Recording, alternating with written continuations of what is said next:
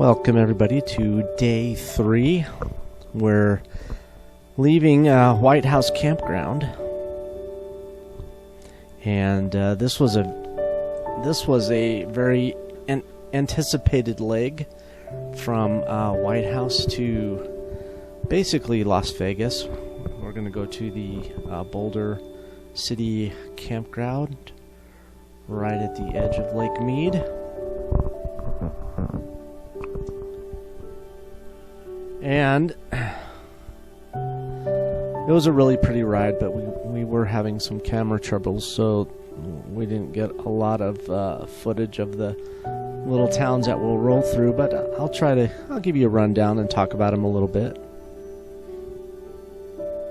Yolande is sitting here next to me, and she'll be helping out again, but well, we're both leaving town for a few days. The reality of the real world has crept back in after this long 15-day adventure, and we're both leaving for about a month. She's going back to China, and I'm going to head up to California and do some work on a house up there. You looking forward to your trip, Yolande? Yeah. Of course, yeah. 4.5 years. Away from home. Long time. But look at where you were. I mean, how many people from China can say that they've been on this beautiful 14-day motorcycle adventure through the canyonlands of Utah? I mean, that makes you special, right?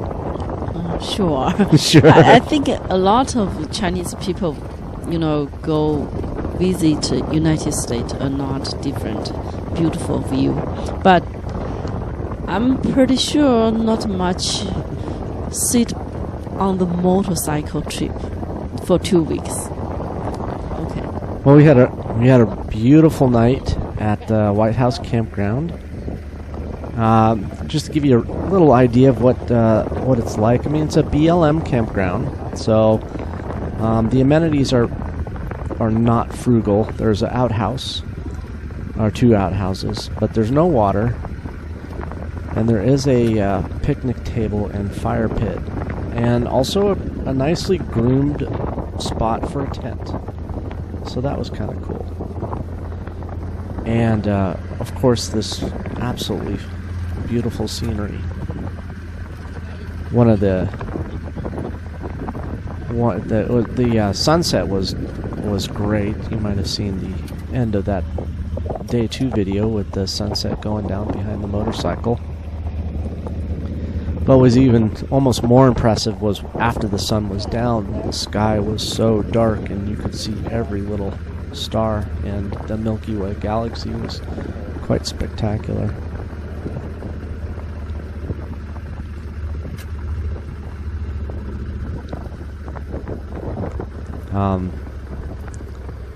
We're just gonna stop here and empty the trash. That was the only container. It was kind of fun riding on gravel with this heavy bike. It was different, a little scary. Yeah, you have fun, right? I'm worried about it. I'm really, really worried about it. I'm nervous sitting behind. Yeah. It wasn't too bad, really. I thought it would be a little more sketchy, but I know. I can feel you really be careful, so make me nervous, Yes. And we need to thank for that guy next to our camper. It's nice, share some water to us. We were running a little low on water. We had enough to last through the night, but we didn't have enough to cook and drink. So yeah, we had a cool neighbor. He helped us out with a gallon of water. That was nice to have. Yeah. Honestly, it was so hot. I think we tore through quite a bit of water that day. But we woke up.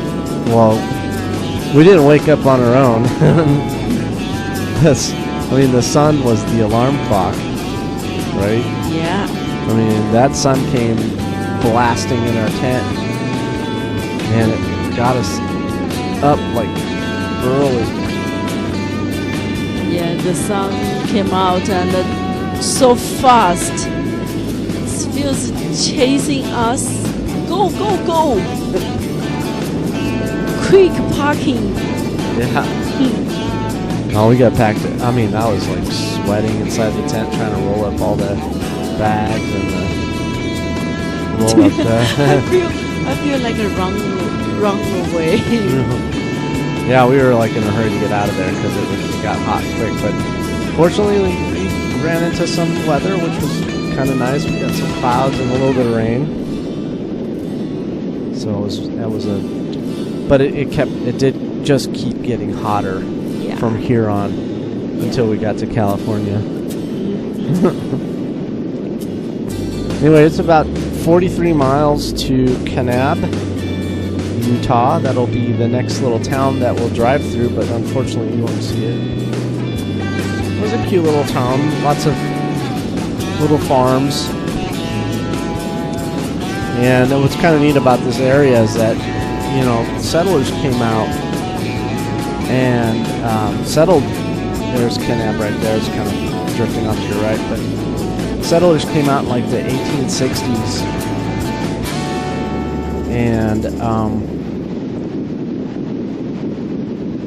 most of these little towns here were settled by the Mormons in the 1960s, but they didn't become actual cities until, they were settled in the 1860s, but they didn't become actual cities until the 1980s.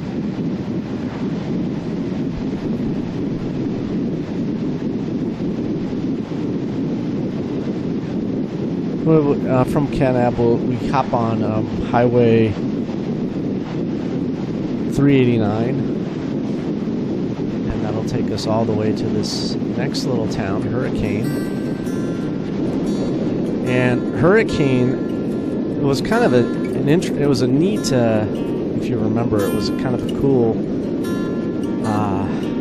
introduction, because it was almost like flying into the city, because the road was 1,000 feet higher than the town, and then all of a sudden it just started diving down into this nice windy, steep road. Do you remember going down? We were following traffic, so it wasn't fast. Not sure. But as we started going down the hill, you could feel the temperature getting hotter. And that was the town that we stopped and got Thai food. Oh, I remember Thai food. Yeah, it was hot. Yeah. We were burning up. And we went into the restaurant, just started stripping off all our gear. And I saved some ice water. I think tea and tea with lemonade. I saved to my bag. That's right. Yeah. That was actually good. Yeah. But it was, I don't know, the food was, what can you expect? It was food is mediocre. good. It was like to-go food. Oh, like a kind of like a fast Thai food restaurant. But not bad. Actually, I saved my fried rice. Seafood fried rice. And too hot. My fried rice get bad. Oh, yeah? I can't, Oh, that had shrimp in it. Yeah, I shrimp plus 100-degree heat. I saved for next meal, but no, waste. But the town of Hurricane has about 20,000 people, and it's right at the edge of the St. George Metro. St. George is a decent little sized town, but Hurricane, what makes it really popular is that it's really close to Zion National Park, and so the scenery out here is just really cool. There would be, if you had the time to stop, and that's Hurricane there, but if we had the time to stop and really explore all these areas, I think there's some pretty fascinating things out here that you can look at. So we rolled out of Hurricane, got some gas, and here we're flying over St. George. This is a big city. And I was actually a little surprised by it because I didn't expect there to be such a large city kind of out in the middle of nowhere, it seems like. I mean, we're about, what, an hour and 2 hours from Las Vegas. So, the St. George Metro, it was busy. There was a lot of traffic, and we got on Interstate 15, which is where we're at here, cruising along, and I mean, it was like, I don't know, it was like after all those miles and hours of open roads, we get into St. George, which is a pretty crowded, popular city, and on the interstate, and all that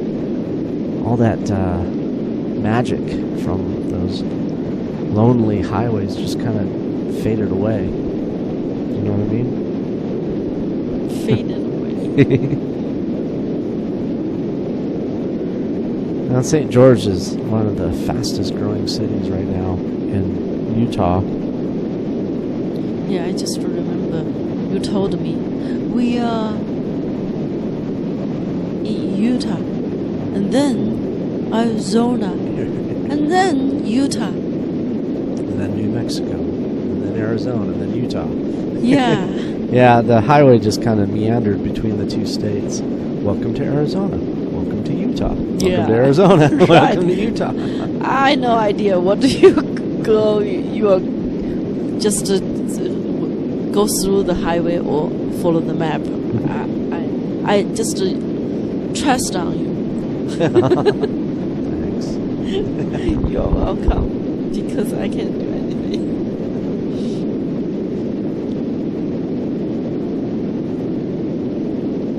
Yeah, I wouldn't mind spending more time just exploring the city because, I mean, it's so pretty.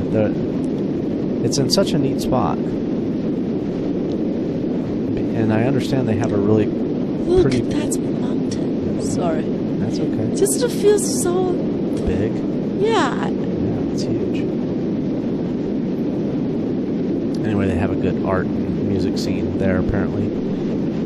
It's not that important. We didn't spend much time. We just went through a small part of it to get to the highway.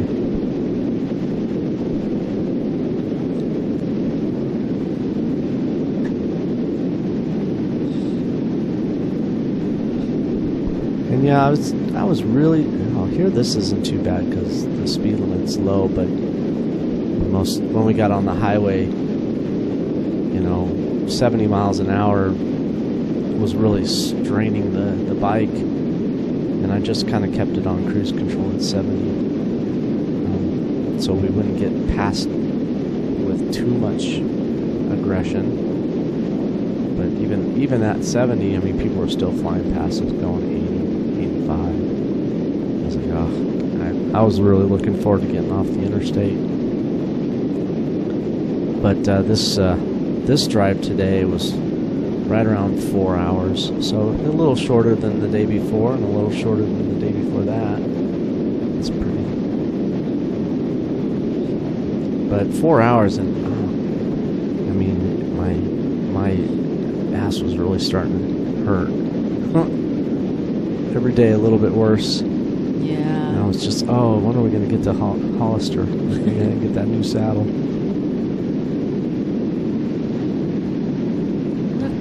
There have some people on the river. Yeah. Boat.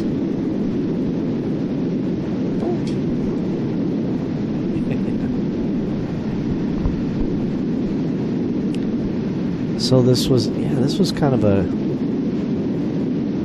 don't know, I was like, I really wanted to get to Vegas because for some reason this destination kind of really just kicks off the whole rest of the journey.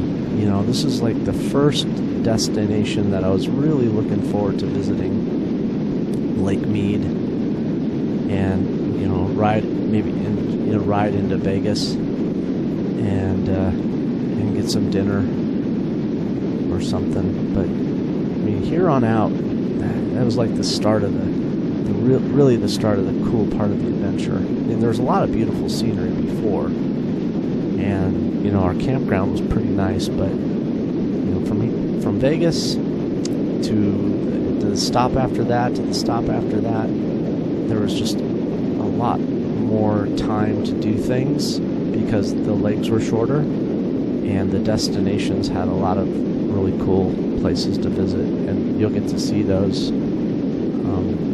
on the day 4 and 5. But unfortunately, we're going to have to wait to see those because I'm not going to be able to make another one of these until you get back from China.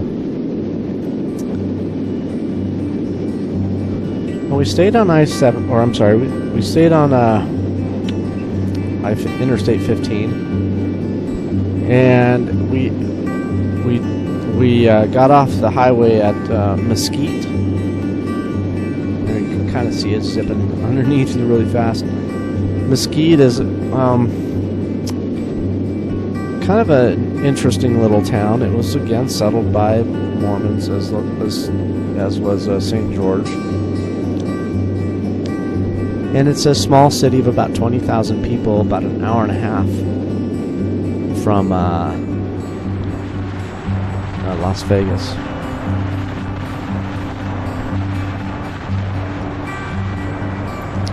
This close the campground. Yeah, we followed the school bus for a long way on Highway 170. Because you can't pass it. But look at what they're driving through. This little school bus driving through the middle of, there's nothing out here. Where are these kids going? That's we talk about it, so surprised. The bus, maybe 1 or 2 students who live so far. Yeah, so far from school. But yeah, it was not an exciting ride behind the bus. And I tried to back off because when we were in the draft, it got even hotter. So every mile it gets a little hotter, and a little hotter, and a little hotter. I mean, by the time we got to Las Vegas, I think the temperatures were right around 100 degrees. Yeah, I think we're probably pushing 100 right here. I really want to jump to the water. Yeah. I picked this highway because it kind of travels along Lake Mead, but there's really not a lot of views of the lake until we get closer to Boulder City.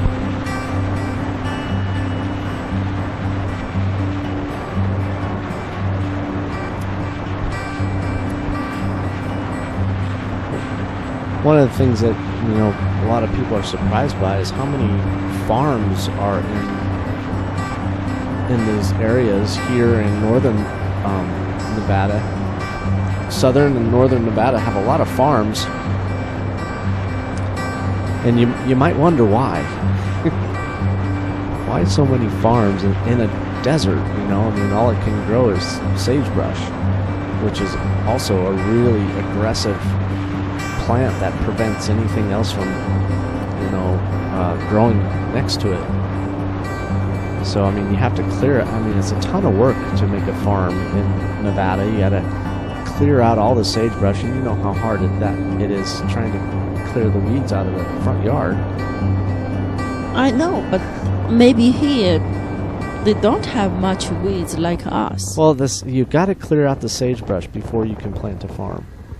That's the first thing they have to do. They have these big farms. I know. So all those bushes you see in the desert, Mm-hmm. it's all sage. Most of that is sagebrush. So imagine that's your front yard and you got to clean it out. They use a machine. I hope so. I use by hand. Crazy lady. Yeah, that's different. And you got to get all that stuff cleared out. And then you got to plant. You got to put in fertile soil, and then you have to get water to it. But you got the I forget the name of the river. The one I think we were riding along that comes out here, and they had to do a lot of work to get the water to the farms. But the federal government, back in the 1800s, they spent a lot of money moving water to these inhospitable places for the purpose of growing food for livestock, cows. And ranching is huge in Nevada. I mean, you'll see a lot of cars or cows floating around on the sides of the roads, and you got to feed them. And trying to import food from other states can get really expensive, so they just figured out how to grow their own.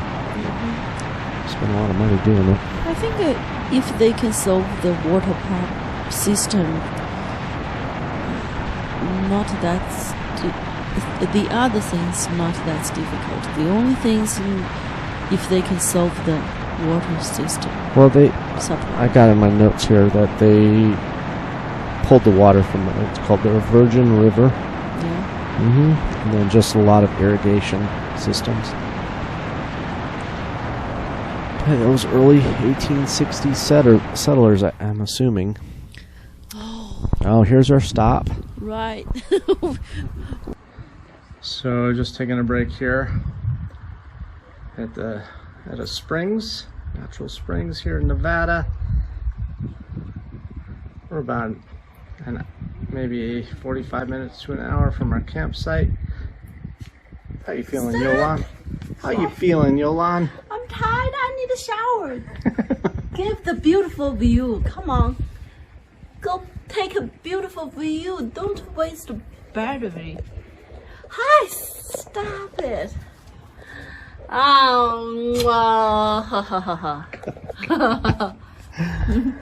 Okay. Okay, thanks. Sure, yeah. She's all sweaty. Yeah. This was actually kind of a neat little stop. I think it's called Rogers Rest Area or something like that. Rogers Stop. There's a lot of little stops along this stretch, and the springs. There's a lot of natural hot springs all through Nevada. There's a little flyover over Vegas for you. You can see the strip out there. But there's a lot of hot springs in Nevada, and the geology of Nevada is pretty fascinating. I studied geology at the School of Mines in Reno, and one of the interesting phenomena out here is due to actually the fault in California. Nevada is actually being stretched and pulled apart slowly, so the crust is thin, especially in the basins, and so that thinner crust allows for the heat from the mantle to come up and heat up water, and then also they use that for a lot of different geothermal power plants, which is kind of cool.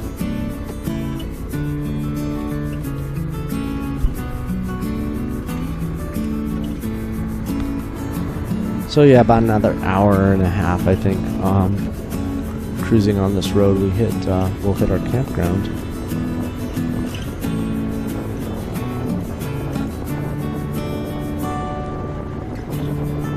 Interesting. It says here that for a time, cotton and raisins were the main cash crops in the community, in that city.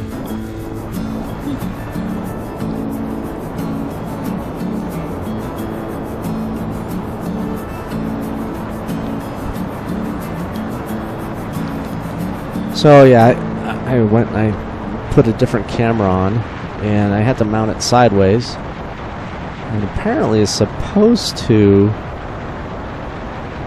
reorient itself, but it didn't. That doesn't look horrible. It's not great.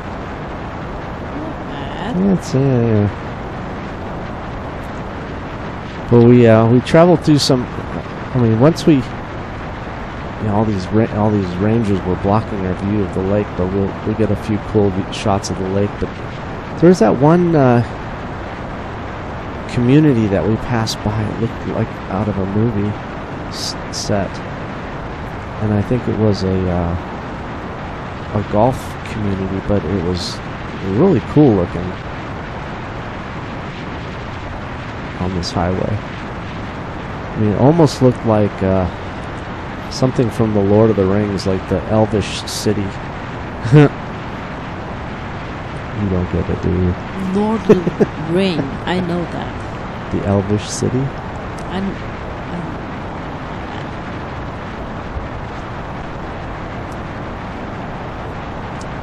I just thinking you really picked the good, beautiful camping ground.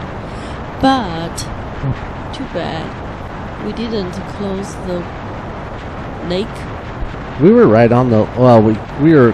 We just can see. We could see the lake. Far away, beautiful view, but the lake was a bit of a haul.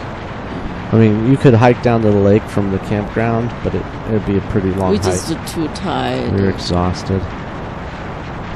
Yeah, Lake Mead is actually the largest reservoir in the United States, and it's formed by the Hoover Dam, and it it provides all the water to Arizona. Not all the water, but it provides water to Arizona, California, and Nevada.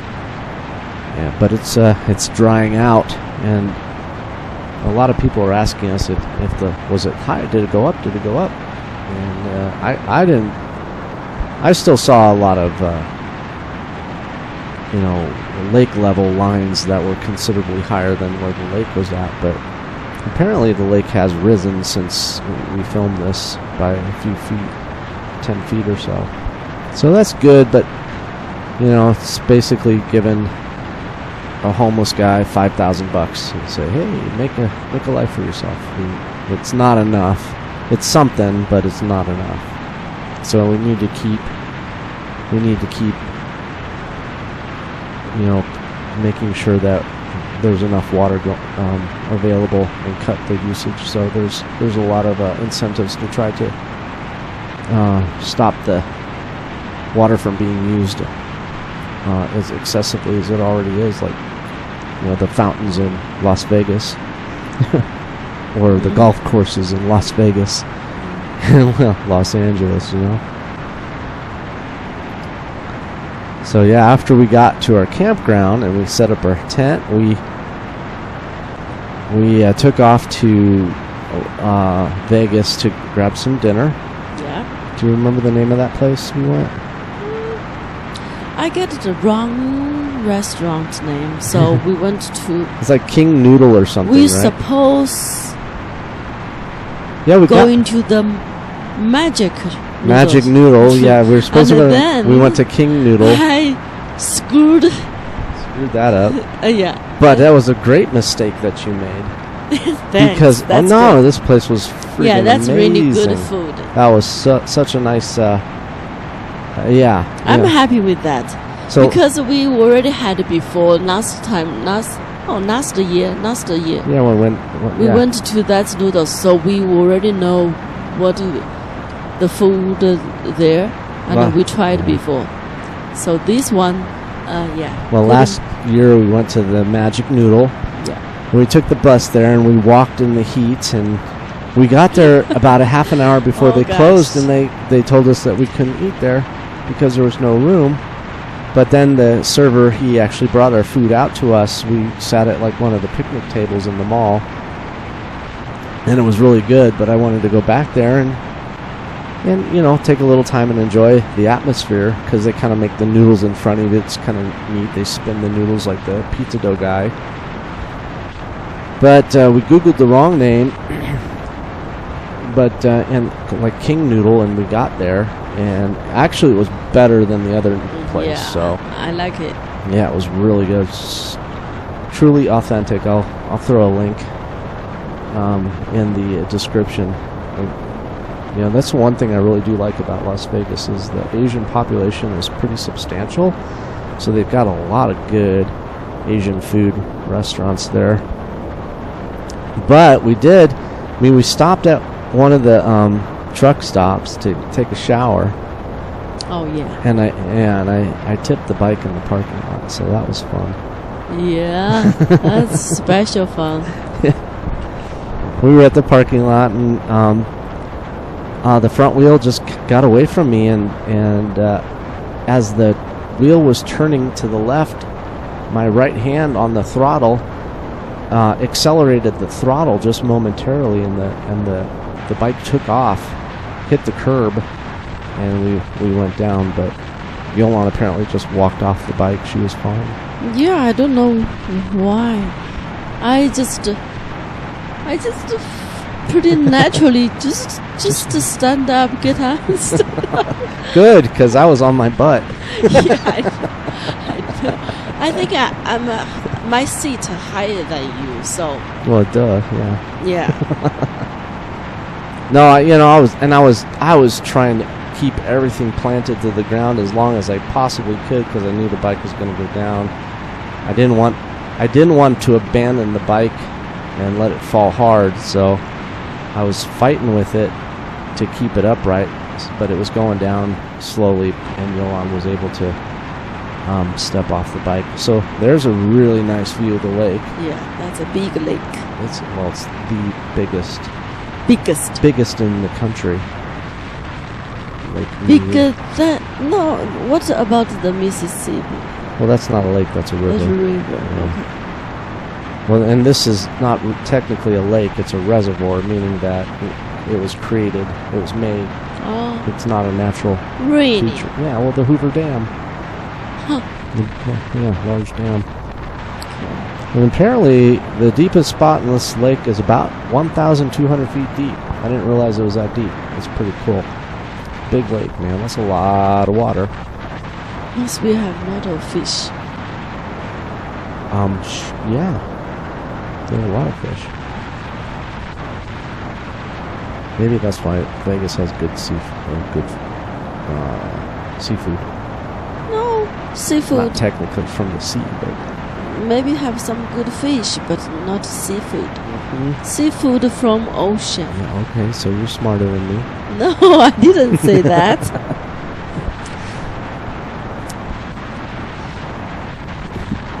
Fish food. That's food for fish, though. Fish food is food for fish. Seafood is fish from the ocean. What's is it called lake food? If it's lake fish? Yeah, you can say that. Could I? Yeah, you can say lake of fish. But here, check out that bike path there. There's along the edge of this highway. Yeah. Well, that would be so much fun. Just take the bike out around the lake. You know, I feel over this trip, just kind of like eat fast food. We don't eat fast food. The fast trip. We didn't, we're just too tired every day and don't have much energy to enjoy or stop by the detail. It was we rode the motorcycle, yeah, and we ate. Right, yeah, we rode the motorcycle right. and we ate. And keep continue on the highway and sleep and eat. Well, these were pretty long days. The next ones, though, when we got into Joshua Tree, we went on a nice long walk. And when we were in Carlsbad, we sat at the ocean. That's the good one. Okay, so I mean, it is coming, because I think this whole ride here was 4 hours and change. Yeah. If we just 3 hours, around 3 hours. Yeah, which we're pretty comfortable. Yeah, and the next one was 3 hours, and then 3 hours have plenty time, if not far away. Yeah, every ride after that was 3 hours until we started heading back home. But also, I was impressed riding through Boulder City. You'll get to see that tomorrow. It's a cool little town. And then I was also pretty impressed with Henderson, Nevada. Riding through Henderson was really nice, well-groomed, clean city, nice bedroom community to Las Vegas. That's kind of cool. Yeah, so here we are at Boulder City Beach Campground.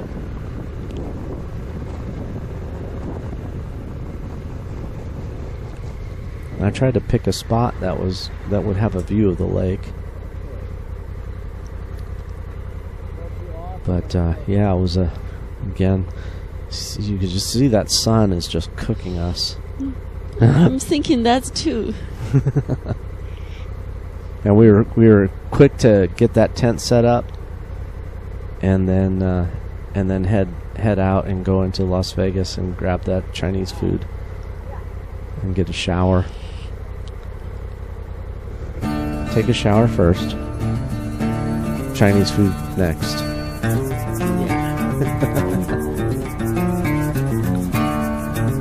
Because that's comfortable to enjoy delicious food. Otherwise, sweating just sitting will there bother sweating. me. But it's still hot. Yeah. All right, everybody. That's it for us. We'll see you on day 4. And stay tuned. That's a restaurant. Paul and Yolan signing out.